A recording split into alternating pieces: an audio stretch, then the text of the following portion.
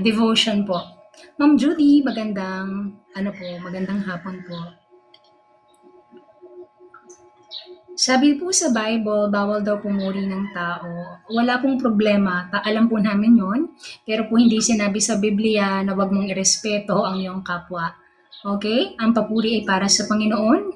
Ang respeto ay para sa mga taong kalugod-lugod na dinadala ang anak ng Panginoon, ang mga anak ng Panginoon sa Panginoong Diyos. Amen. Ang papuri po ay sa Panginoon palagi. Pero ang pagrespeto, di ba? Pag sinabi mong mahal mo yung Diyos, syempre mahal mo yung neighbor mo. So, re-respeto ka sa iyong kapwa. Amen. So, Ma'am B, isang mapagpalang gabi po, isang mapagpalang hapon at gabi sa ating lahat. Simulan na po natin mga kapatid ang ating pagdarasal ngayong hapon. Tayo po ay tumungo at simulan natin ang hingi ng awa ng ating Panginoong Diyos sa bulag na mga tao sa mundong ito. Tayo po ay magpatuloy na mga kapatid. Panginoong Hesukristo, aming dakilang Panginoon, ang maawain at mahabag naming Diyos, kami po ay nagsama-sama po muli, Panginoon, sa isang araw para ipahayag at ibalita ang inyong mabuting balita na ipinagkaloob sa bawat isa na siyang dalangin ninyo, Panginoon, ay tanggapin kayo at kamuhian ang kasamaan ng mundong ito. Panginoong Diyos, Panginoong tagapagtubos, dakilang Hesukristo na aming mapagmahal na Panginoon, kami po ngayon ay humihingi ng iyong awa. Dinggin mo, Panginoon, ang dasal ng iyong mga saint, Panginoon. Dinggin mo, Panginoon, ang aming mga dasal para hingin ang inyong malubhang awa na kitang-kita naman po namin sa bawat araw na talagang sa bawat araw ay pasira ng pasira ang nangyayari sa mundong ito. Panginoong Diyos, dakilang tagapagtubos, maraming salamat po sa araw na ito sapagkat kami po ay inyong pinatatatag sa bawat pagsubok na aming nararanasan ngayong gabi. Ang mundo po at ang mga taong ito ay sinaktan ng iyong puso, Panginoon. Ganun po ay kaming iyong mga pinili, Panginoon, ay saktan mo rin ang aming mga puso sa inyong kalooban, Panginoon, para kami po ay magpakumbaba palagi sa inyo, Panginoon, bago kayo dumating sa kasamaan ng mundong ito. Panginoon, lagi mong the world broke your heart. So now broke ours, Lord, para maranasan namin ang nararanasan yung awa sa bawat araw sa mga tao sa mundong ito. Nagpapasalamat po kami, Panginoong dakilang Hesukristo, sapagkat kayo ay napaka-buti, Panginoon. Walang ibang mabuti kundi kayo lamang. Walang ibang maawain kundi kayo lamang. Sinabi niyo nga po sa inyong salita, Panginoon, na kung binibigyan nyo ng pagsikat ng araw ang mga masasamang tao, ay ganun din ang mga mabubuting tao. So ganun nyo po kamahal, Panginoon, at pinapabatid sa lahat ng tao kung gaano kayo kamahal. Kaya ipinapabatid nyo sa bawat isa na ang pagmamahal ay hindi ito ay emosyon. Ang pagmamahal ay paggawa sa kalooban ng iyong salita. Kami nagpapasalamat, Panginoon, sapagkat kami ay lagi mong pinagpapakumbaba sa kasamaan ng mundong ito. Nagpapasalamat po kaming mga kapatid sapagkat nagiging matatag sila at nawa ay maging matatag sa bawat araw sa inyong presensya at sa inyong kadakilaan, Panginoong Diyos. Maraming salamat po sapagkat ang bawat isa ay nagiging matatag, ang bawat isa ay nagiging malakas, at ang bawat isa ay may pananampalatayang direkta sa iyo, Panginoon. At kami po ay nagpapasalamat sapagkat ang aming mga puso ay gaya ng puso mo, Panginoon, na bago ka dumating, alam po namin na hindi kami nagtitiwala sa deceitful naming puso. Kami magtitiwala sa iyong kalooban. Kung kami ay saktan sa masamang mundong ito, pagsabihan ng kasamaan, tatanggapin namin, Panginoon, dahil itong pain na ito ay magpapakumbaba sa amin sa kasamaan ng mundong ito. Maraming salamat po. Nawa po ang mga may problema at pagsubok ngayon, Panginoon, ay patatagin mo, at ang mga kahilingan ng bawat isa, ng mga kapatid at ng mga taong nangangailangan ng iyong awa, Panginoon, ay pakinggan mo. Pinapakita po namin sa lahat ng tao na nakikita ang live na ito ay mensahe ng Panginoon na kailangan nilang hanapin ang dakilang Diyos, Panginoong Hesukristo, na nawa po ay ang isa sa mga taong namang problema at hinahanap kayo, Panginoon, o hindi masagutan ang kanilang katanungan, ay ito na po yun, Panginoon. Nandito mga kapatid na siyang mag-share ng kanilang inaral sa inyong salita sa bawat araw, sa inyong relasyon sa kanilang mga puso sa bawat araw, Panginoon. Patatagin niyo ang bawat isa at ipagkaloob ang kanilang mga kahilingan, dakilang Panginoong Hesukristo, at bigyan ng awa ang mga tao, Panginoon. Kayo po ang panghabang buhay na siyang iluluklok at dadakilain ng bawat isa. Maraming salamat po. Sana po ay maging successful at nawa ay maging maayos ang bawat isa, Panginoon, sa live na ito. At kayo na po ang bahala na siyang magluklok sa mga puso ng bawat isa, Panginoon, at talagang purihin ang inyong pangalan magpakailanman. Maraming salamat po in the name of the Father, the Son, and the Holy Spirit, one living, a truly living God. Amen po. Sa mga kapatid, isang mapagpalang hapon po. So, sisimulan ko na rin po siguro, no, ang ating devotion ngayong gabi. Ako na rin po yung magsisimula, no. So, isang mapagpalang hapon po. So, ito ay maikli lang mga kapatid, ano. So, after nito, baba na din ako para makaakyat yung iba nating mag-share, no po. So, mga kapatid, ang akin pong i-share ngayon na gustong ipabatid sa atin ng Panginoon kasi alam na natin yung katotohanan ng salita ng Diyos. So, dahil alam na natin yung katotohanan ng ating Diyos, lagi nating babantayan yung puso natin, okay?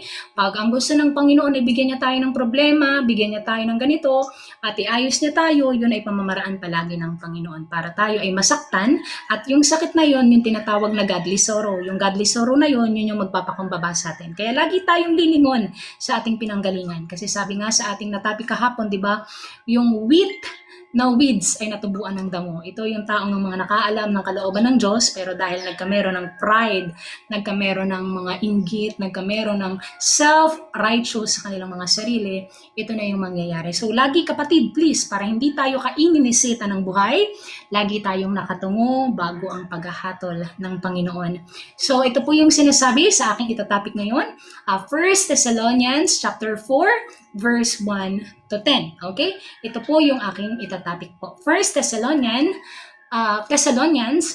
chapter 4, verse 1 to 12 po pala, 1 to 12. Okay? So, madali lang po ito mga kapatid. So, sinasabi po sa kasulatan, a life that pleases God. Okay? Kasi nga po alam na natin yung kaloob ng Diyos. Tayo po ay nag-grow yung pagmamahalan. Amen? Tayo po ay tumatatag. So alam na natin po lahat. Alam na natin yung kaloob ng ating Diyos. Sinasabi po dito, a life that pleases God. So ibig pong sabihin, dahil alam na natin itong lahat, alam natin yung kaloob kung paano tayo mamumuhay sa kasamaan po ng mundong ito. Kasi the time is evil, di ba? The time is evil. So ang oras ay hawak na natin. Kasi evil time na to eh. Kitang-kita naman natin, di ba? So sinasabi po dito mga kapatid, brother and sisters, now I have something other things to tell you.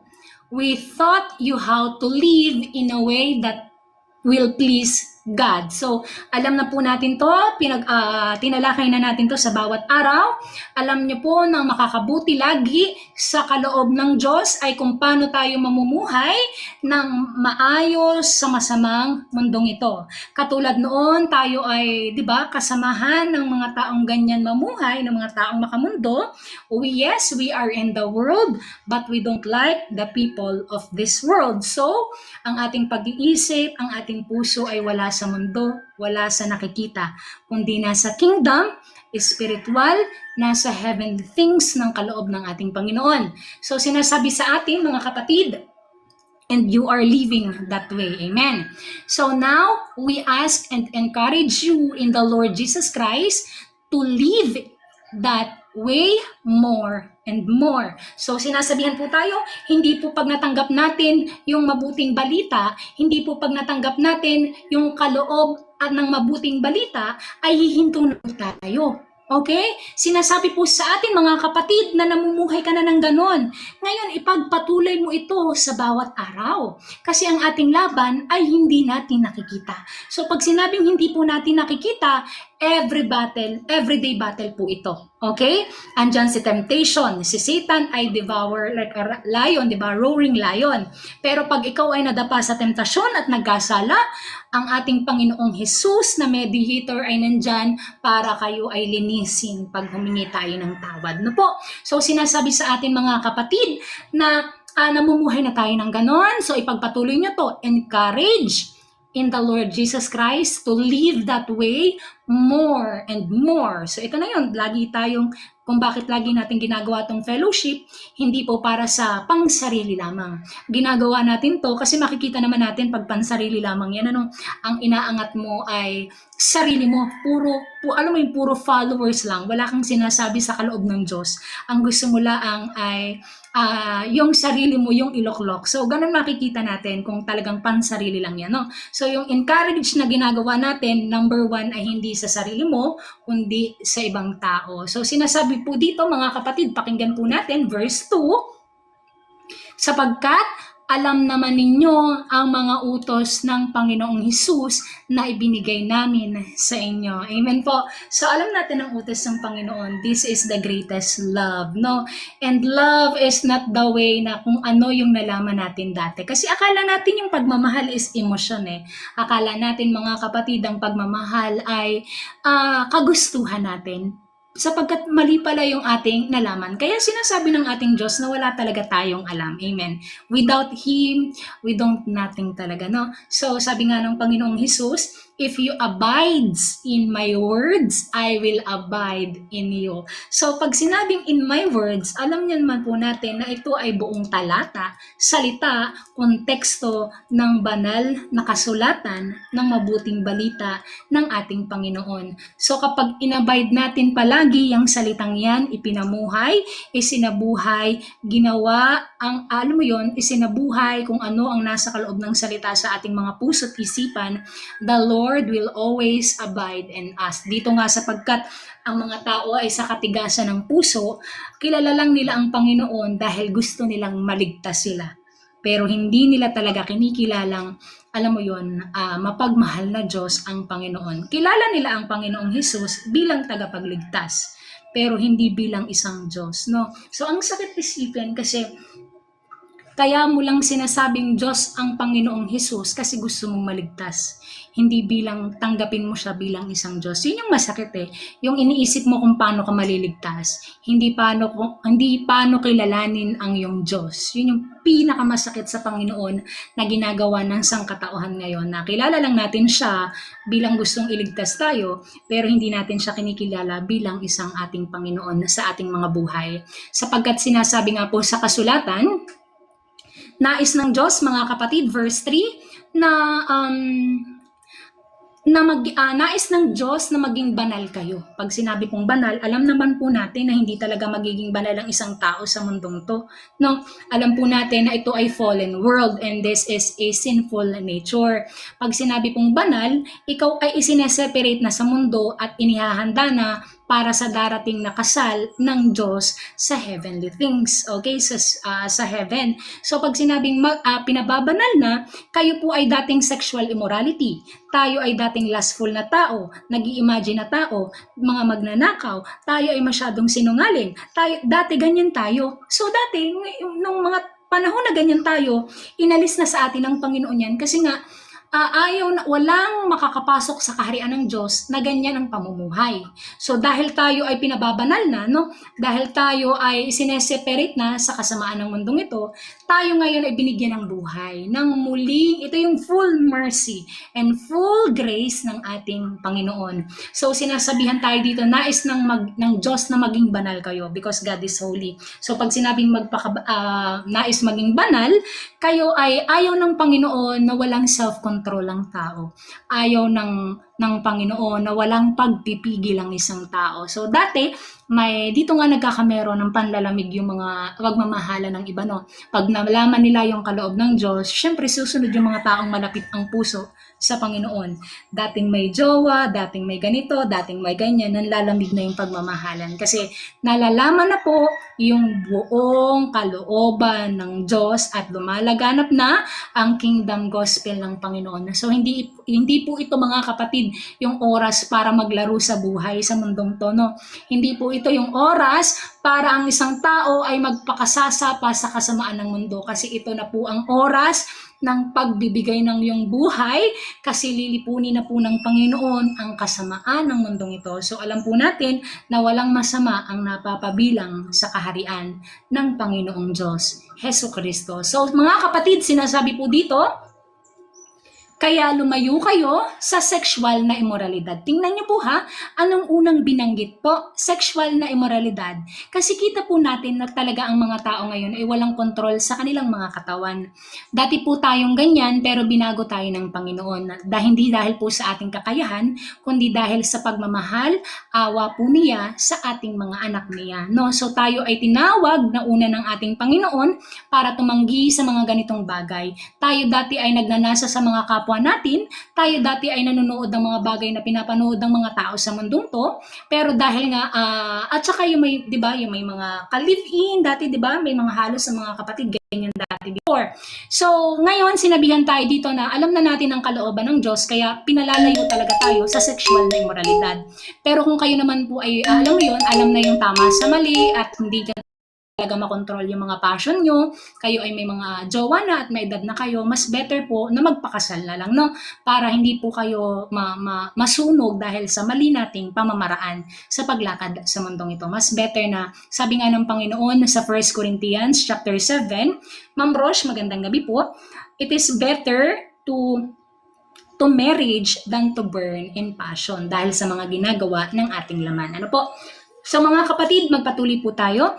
Ano ang sabi dito? Verse 4 po. Dapat ay matutong makitungo ang bawat isa sa asawa niya sa banal at marangal na pamamaraan. Pag sinabi pong banal at marangal na pamamaraan, alam po natin mga kapatid na tayo ay alam mo yun, kapag kita na po natin ang, di ba, kitang-kita naman natin talaga na wala po talagang pag-ibig ang mundo. Akala po kasi ng mga tao, pag sinabing pag-ibig, mahal kita, ganito, ay gagawin mo yung mga bagay ng pagnanasa mo pagdating sa mag-asawang pamamaraan. Pero kita niyo po anong sinasabi ng ating Panginoon, banal at marangal na pamamaraan. So talagang kailangan ay kung kayo ay may asawa, ay dapat ay marangal yung ginagawa yan sa paningin ng ating Panginoon. Kasi ang salita po ng Panginoon ay binigay po sa atin hindi para sa ating kagustuhan na pagnanasa.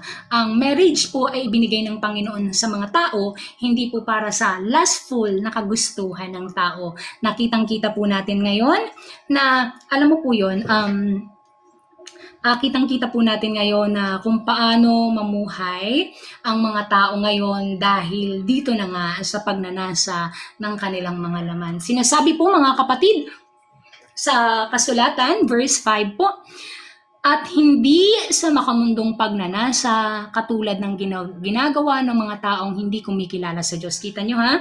Dahil nga po sa mga kasal, okay? Marangal pong pamamaraan at hindi sa makamundong katulad ng ginagawa ng mga tao ngayon, 'di ba?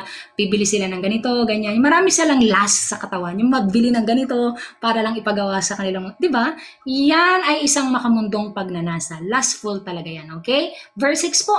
Upang sa ganon hindi kayo makagawa ng masama o mananantala sa kapwa dahil parurusahan ng Diyos ang sino mang gumagawa ng mga ito tulad ng sinabi at pinaalala namin sa inyo noon paman. So mga kapatid, kita nyo ang sabi dito, upang sa ganon hindi kayo makagawa ng masama o mananantala. Ano mong ibig sabihin nun?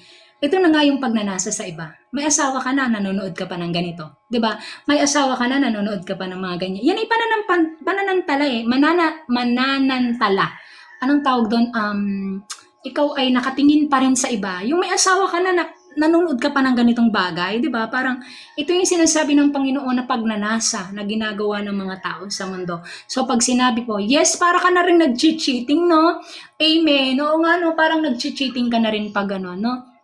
Kasi parang okay na, parang gano'n na ng mundo yung kagustuhan ng mga pagnanasa ng laman ng tao. Yes, samantala, Ma'am Yel, salamat po. So, sinasabihan tayo mga kapatid, upang sa ganon hindi kayo makagawa ng masama o mananantala sa kapwa dahil parurusahan ng Diyos ang sino mang gumagawa ng ito, tulad ng sinabi at pinaalala namin sa inyo paman. So, verse 7 po, tinawag tayo ng Diyos para mamuhay sa kabanalan, hindi sa kahalayan. Okay? So dito, malalaman natin kung bakit talaga tayo, kung tinawag ng Diyos, kung ano talaga ang mabuting balita, no? Kung ano talaga ang mabuting ebanghelyo ng ating Panginoon. So dito malalaman natin na kaya talaga ang Panginoon ay nagsakripisyo ng pagmamahal sa tao para sa Kanya lang. Okay? Yung marriage ay second option mo lang. Your mother, father is number 2 mo lang sa buhay mo. Dapat ang number 1 mo sa buhay mo ay ang iyong Diyos Heso Kristo. Okay? Hindi pwedeng magkakameron ka. Kita mo si Abraham. Bago ang lahat, ipinakita ni Abraham sa Panginoon ang kanyang pananampalataya. Diba? Bago ang kanyang anak, na mahal niya ang kanyang anak. Pero mas mahalaga pa rin kay Abraham ang Panginoon. Kaya sinunod pa rin ni Abraham ang Panginoon that time na ialay ang kanyang anak. Pero dahil nga alam ng Panginoon at sinubok ng Diyos ang pananampalataya ni Abraham, kita ninyo, ang number 1 sa puso ni Abraham ay ang Panginoon. Kaya tayo tinawag the descendants of Abraham, di ba? Dahil sa ating mga pananampalataya. Kaya tayo sinabihan na dapat ang ating pananampalataya ay katulad ng kay Abraham, na ang focus ay Diyos muna, second na dyan yung pamilya mo and other things, no? Pero kapag ikaw ay may asawa na, Panginoon muna, asawa bago pamilya. Okay? Tatandaan nyo to. Pag kayo po ay single na mga tao, Diyos muna, pamilya, then the rest. Pangatlo, Diyos muna, asawa bago ang pamilya mo. Or the rest. Okay? Kasi kaya nga kayo pinag-isa ay para sa kaloob ng ating Panginoong Diyos. Mga kapatid, magpatuloy po tayo. Ano pong sabi dito? Verse 7, verse 9, verse 8 po, sorry. Ang sino mang hindi sumusunod sa mga utos na ito ay hindi sa tao sumusuway, kundi sa Diyos na nagbigay sa inyo ng kanyang banal na espiritu. So napakalinaw po, hindi po sa akin, hindi po sa mga kapatid, kundi sa Panginoong Diyos. Okay? Ngayon, tungkol sa pagmamahalan bilang magkakapatid sa Panginoon, hindi na kayo kailangang paalalahanan pa tungkol dito. Amen. Amen, mga kapatid. Alam niyo na to, sinabihan na tayo ng Panginoon na ang nagtatrabaho ng sobra sa Diyos ay iyong mahalin. 'Di ba? Huwag mong sasabihan ng kung ano-ano nagagawa. 'Di ba? Kasi nga sa Bible, Satan is the accuser. Amen? Sa Bible, alam naman natin na ang accuser, gossip, and slander is coming from Satan. Kapag lumalabas sa iyong dila ay ganyan, ang lumalabas sa iyo ay mismong si Satanas kasi nag-aakusa ka sa iyong kapwa. Okay? Kaya nakakatakot mga kapatid ang wisdom talaga pagdating kapag ikaw ay hindi na makapa ng Panginoon. Kapag ang iyong puso ay hindi na makapa ng Diyos. Kasi mag-aakusa ka na kasi ikaw ay nagkakameron na ng pride, nagkakameron na ng jealousy sa iyong puso. Okay? So sinasabihan tayo dito, alam niyo na ang pagmamahal, okay? Alam niyo na ang tungkol sa pagmamahal. Dito talaga tayo pinalalago. Ang sentro talaga po natin ay pagmamahalan, okay? So mga kapatid, magpatuloy po. Hindi na kayo kailangang paalalahanan patungkol dito dahil ang Diyos na mismo ang nagturo sa inyo na magmahalan kayo. Verse 10, at ito ang ginagawa nyo sa lahat ng kapatid sa Macedonia, hindi lang sa Macedonia, okay? Kundi sa parte sa atin sa Asia. Ganun pa man, hinihiling namin na lalo pa ninyong pag-ibayuhin ang pag-ibig nyo. Verse 11, sikapin nyong mamuhay ng mapayapa at huwag kayong makialam sa buhay ng iba. Ito na nga yung nangyayari sa mundo, di ba? Marami kang alam sa tradisyon pero hindi mo alam kung ano yung mabuting ebanghelyo ng Panginoon. Ang dami mong alam pagdating sa tradisyon ng mundo, tradisyon ng iyong relihiyon, pero hindi mo alam kung ano yung ebanghelyo ng Diyos. Kita nyo, huwag mangialam sa buhay ng iba. Diba? Magtrabaho ang bawat isa para sa ikabubuhay niya tulad ng ibinili namin sa inyo. Verse 12, nang sa ganon, hindi nyo na kailangang umasa sa iba at igagalang kayo ng mga hindi nananampalataya. Diba? Kaya pag tayo ay laging pinapersecute, okay lang yan. I-bless mo pa sapagkat sila ay magkakameron ng shame sa mga sarili nila na kapag pinagsalitaan ka ng pinagsalitaan ng masasama, pag ginadblessan mo pa, 'di ba? Binigyan mo pa ng pagmamahal, baka siya ay mapahiya sa kanyang mga sinasabi, 'di ba? So, kaya alam niyo na 'to mga kapatid na kapag dating sa persecution, sa salita ng Panginoon, talagang tayo ay kamumuhian. Pero sinabi ng Diyos na panghawakan mo ang iyong puso sa aking salita at napagtagumpayan ko ang masamang mundong ito, sabi ng Panginoong Hesus. So, lagi niyong, alam mo yon, huwag tayong aano sa ating emosyon. Huwag tayong magfo-focus sa ating emosyon, okay? Tayo ay magfo-focus sa kaloob ng Diyos kasi ang ating emosyon, ang ating puso ay mapanlin lang. Hayaan mong saktan ka ng Panginoon and godly sorrow, ito ay makakabuti para magpakumbaba tayo palagi bago ang kanyang paghahatol kasi mahal niya tayo. Ayaw niya tayong mapahamak. Okay? So, yun po yung mga kapatid yung devotion ko ngayong gabi. So, maraming salamat po. Bababa po ako para makaakyat po si Ma'am Catrice at para makapag-devotion din po siya. Salamat po.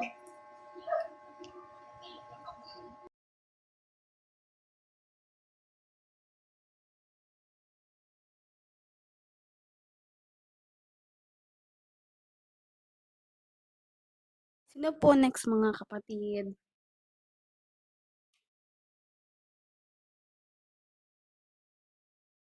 Sino pong gustong sumunod mga kapatid? Ako po ba?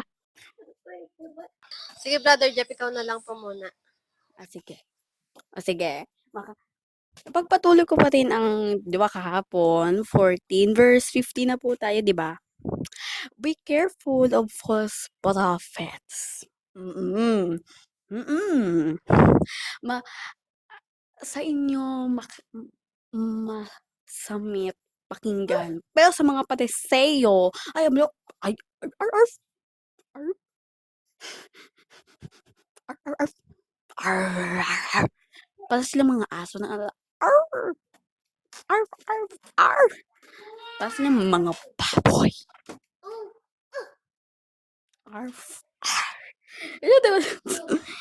Be careful of false prophets. They come to you like a gentle, like a sheep. Maniwala kayo, ang mga, iba imagine ninyo. Kasi ang false prophet ay nagtuturo. Okay, nagtuturo to na mali ang binibigay na kahulugan. Mali at what ang sa private worldly siya pero in public maganda. Ito yung sinasabi ko. Diba imagine niyo yung tao simba now, di mamaya profanity. Yan ay isang kahipokritan sa mata ng Diyos. Maniwala kayo.